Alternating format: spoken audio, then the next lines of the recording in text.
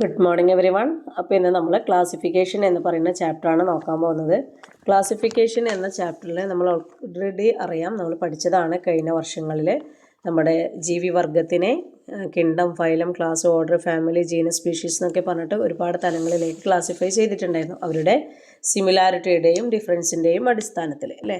അപ്പോൾ അതിനെ വീണ്ടും അതിന് കണ്ടിന്യൂഷനാണ് ഈ ഒരു ചാപ്റ്റർ എന്ന് പറഞ്ഞത്. നമുക്കറിയാം, നമ്മുടെ ഓർഗാനിസത്തിനെ ആദ്യം പ്ലാന്റ്, ആനിമേലിയ എന്ന് പറയുന്ന രണ്ട് തലങ്ങളിലേക്ക് മാറ്റി, പിന്നീട് വീണ്ടും അതിനെ ഡിവൈഡ് ചെയ്ത് പ്രൊട്ടിസ്റ്റ, പ്ലാന്റ്, ആനിമേലിയ ആക്കി അല്ലേ. Again 4 കിണ്ടാക്കി, again 5 കിണ്ടാക്കി. ഇതൊക്കെ നമുക്കറിയാം.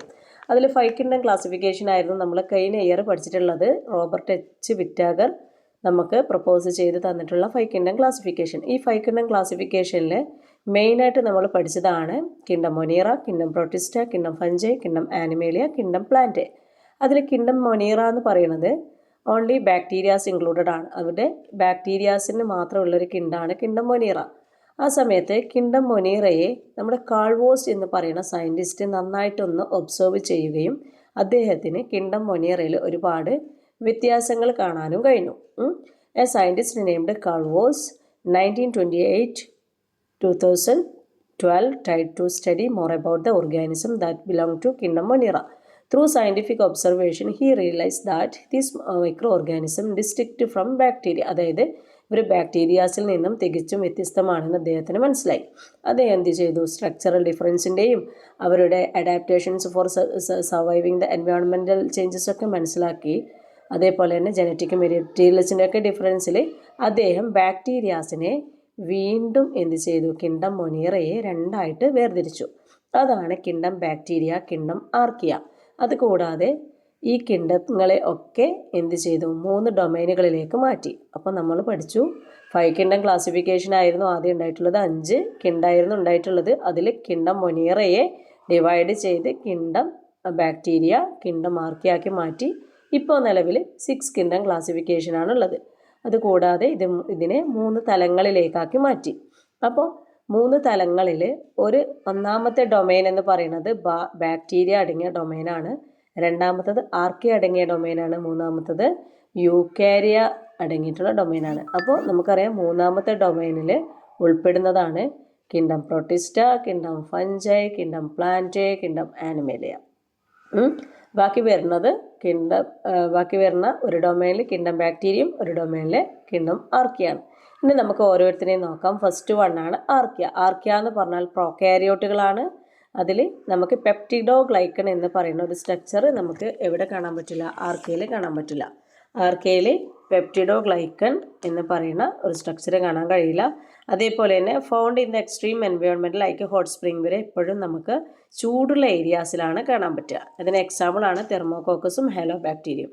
പിന്നെയുള്ളത് ബാക്ടീരിയ എന്ന് പറയുന്ന കിണ്ടാണ്. അതും പ്രോകാരിയോട്ടുകളാണ്, nucleus ഇല്ലാത്തവരാണ്, പ്രോകാരിയോട്ടുകളാണ്. The cell wall consist of പെപ്റ്റിഡോഗ്ലൈക്കൺ. പെപ്റ്റിഡോഗ്ലൈക്കൺ എന്ന് പറയുന്ന ഇത് സെൽവാളിൽ നമുക്ക് കാണാൻ കഴിയും. അതേപോലെ തന്നെ ഇവരെ നമുക്ക് എല്ലായിടത്തും കാണാൻ പറ്റും അല്ലേ. സോയിലും വാട്ടറിലും അതർ ഓർഗാനിസത്തിൻ്റെ ഇൻസൈഡിലൊക്കെ നമുക്ക് കാണാൻ പറ്റുന്നത് നമുക്ക് ബാക്ടീരിയാസിനെയാണ്. ഇപ്പോൾ റൈസോബിയം, വിബ്രിയോ കോളറൊക്കെയാണ് അതിന് എക്സാമ്പിൾ. പിന്നെയുള്ളതാണ് ആനിമേലിയ. ആനിമേലിയ എന്ന് പറയുന്നത് യൂക്കാരിയോട്ടുകളാണ്. ലാക്ക് ഓഫ് സെൽവാൾ പ്രസൻ്റ് അല്ല, അവർക്ക് സെൽവാൾ ഉണ്ടാവില്ല. ഹ്യൂമൺ, ലയൺ, ബേർഡ്സൊക്കെയാണ് നമുക്ക് കിണ്ടം ആനിമേലിയയിൽ ഉൾപ്പെടുന്നത് അല്ലേ. മൾട്ടി സെല്ലുലാർ ഓർഗാനിസം ആണ്. അതേപോലെ ഡിപ്പെൻഡിങ് ഓൺ പ്ലാന്റ്സിനെ ഡിപ്പെൻഡ് ചെയ്യുന്നവരാണ്. ഇതൊക്കെ നമുക്ക് വേണമെങ്കിൽ പറയാം. പിന്നെയുള്ളതാണ് പ്ലാന്റയിൽ ക്ലോറോഫിൽ പ്രസൻ്റ് ആയിട്ടുണ്ടാവും. അതേപോലെ നോൺ മൊട്ടയിലാണ് ഇവർ, സഞ്ചരിക്കാൻ കഴിയാത്തവരാണ് അല്ലേ. അവരും യൂക്കാരിയോട്ടുകൾ തന്നെയാണ്. അതുപോലെ തന്നെ cell wall is made up of cellulose കൊണ്ടുണ്ടാക്കിയുള്ള സെൽവാളാണ്. ഹമിയോ, ബോസോ, യുഗ്ലീനോസോ ഒക്കെയാണ് അതിന് എക്സാമ്പിൾ. പിന്നെയുള്ളത് പ്രൊട്ടിസ്റ്റയാണ്. പ്രൊട്ടിസ്റ്റ എന്ന് പറഞ്ഞാൽ യൂക്കാരിയോട്ട് തന്നെയാണ്. അതേപോലെ തന്നെ ഇവിടെ ചില ആൾക്കാർക്ക് നമ്മൾ സെൽവാളുകൾ കാണാൻ പറ്റും. Made up of cellulose, other cell wall made up of sugars other than glucose, modified sugars or protein. Okay. അതുപോലെ തന്നെ നമുക്കറിയാം, പ്രൊട്ടിസ്റ്റയിൽ യൂണിസെല്ലുലാർ ഓർഗാനിസം ആയിരിക്കും, ഏകകോശീയ ജീവികളായിരിക്കും. അതുപോലെ തന്നെ സിംഗിൾ സെല്ലുകളും കാണാൻ പറ്റും ഇവിടെ. അതേപോലെ തന്നെ അക്വാട്ടിക് ആനിമൽസും ആയിരിക്കും. അതൊക്കെയാണ് ഇതിന് പ്രൊട്ടിസ്റ്റയിൽ പറയുന്നത്. പിന്നെ ഉള്ളത് ഫഞ്ചയാണ്. ഫഞ്ചയിൽ നമുക്കറിയാം, അതും യൂണിസെല്ലുലാർ ഓർ മൾട്ടി സെല്ലുലാറും കാണാൻ പറ്റും.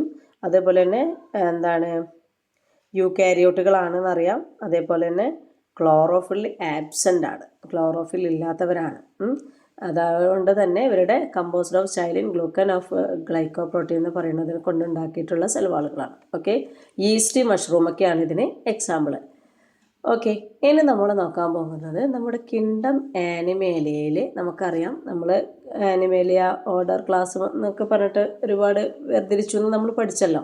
അതിൽ കിങ്ഡം ആനിമേലിയയിൽ നമുക്ക് കുറച്ച് സബ് ഫൈലങ്ങളെ പഠിക്കാനുണ്ട്, സബ് ഫൈലങ്ങളെ. ഓക്കെ, അപ്പോൾ അവരുടെ ബോഡി ക്യാവിറ്റിയുടെയും ജെം ലെയേഴ്സിൻ്റെയും സിമെട്രിയുടെയൊക്കെ അടിസ്ഥാനത്തിൽ നമ്മൾ എന്ത് ചെയ്തു, ആ ഫൈലത്തിനെ എന്ത് ചെയ്തു, സബ് ഫൈലങ്ങളായിട്ടും സൂപ്പർ, അതായത് ഡിവിഷൻ ആൻഡ് സൂപ്പർ ക്ലാസ് ഒക്കെ ആയിട്ട് എന്ത് ചെയ്തിട്ടുണ്ട്, ഡിവൈഡ് ചെയ്തിട്ടുണ്ട്. അപ്പോൾ അതിൽ സബ് ഫൈലങ്ങളാണ് ഇനി നോക്കാൻ പോകുന്നത്. ഫൈല included in the kingdom Animalia. Kingdom ആനിമേലിയയിൽ included ആയിട്ടുള്ള ഫൈലങ്ങളെ പറ്റിയിട്ടാണ് ഇനി നോക്കാൻ പോകുന്നത്. First വണ്ണാണ് porifera.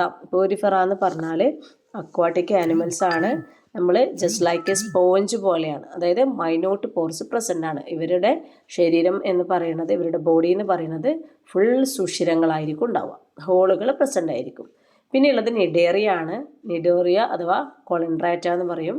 അക്വാട്ടിക് ഓർഗാനിസം തന്നെയാണ്.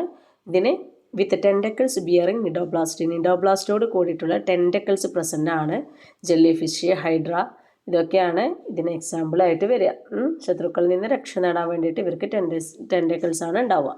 പിന്നെയുള്ളത് പ്ലാറ്റി ഹെൽമിന്തസ് ആണ്. ഫ്ലാറ്റ് ബോഡിയുള്ള ആൾക്കാർ, അതായത് വളരെ പരന്ന ബോഡിയുള്ള ആൾക്കാരാണ് platy ഹെൽമിന്തസിലുള്ളത്. Small and soft bodies worms ആണ്. പ്ലനേറിയ ടൈപ്പ് വോം, ഇതൊക്കെയാണ് ഇതിന് എക്സാമ്പിൾ. നാടവിര എന്നൊക്കെ പറയും. പിന്നെയുള്ളത് നെമറ്റോഡയാണ്. നെമറ്റോഡ എന്ന് പറഞ്ഞാലും ലോങ് ആൻഡ് റൗണ്ട് ബോഡിയുടെ വോംസ് ആണ്. അതായത് നമ്മുടെ എന്താണ് ഹുക്ക് വോം, പിൻ വോം, ക്രിമി, അതേപോലെ കൊക്കപ്പുഴൊക്കെയാണ് ഇതിന് എക്സാമ്പിളായിട്ട് വരുന്നത്. പിന്നെയുള്ളതാണ് അനലിഡ. അനലിഡ എന്ന് പറഞ്ഞാൽ സെഗ്മെൻറ്റഡ് ബോഡിയുടെ ഓർഗാനിസ് ആണ്. അതായത് സെഗ്മെൻറ്റ് സെക്ഷൻ ആയിട്ടുള്ള ബോഡിയാണ് ഇവർക്ക് ഉണ്ടാവുക. ഏർത്ത് വാം, ലീച്ച് അല്ലേ, മണ്ണിരയൊക്കെ ഇതിന്, ലീച്ച്, കുളയട്ടയൊക്കെ ഇതിന് എക്സാമ്പിളാണ്. പിന്നുള്ളത് ആർത്രോപോഡയാണ്. ആർത്രോപോഡ എന്ന് പറഞ്ഞാൽ നമ്മുടെ പ്രോൺസ്, ചെമ്മീൻ, ക്രാബിനുണ്ട്, കോക്രോച്ചിനൊക്കെ പോലെ organism with joint legs and exoskeleton അല്ലേ.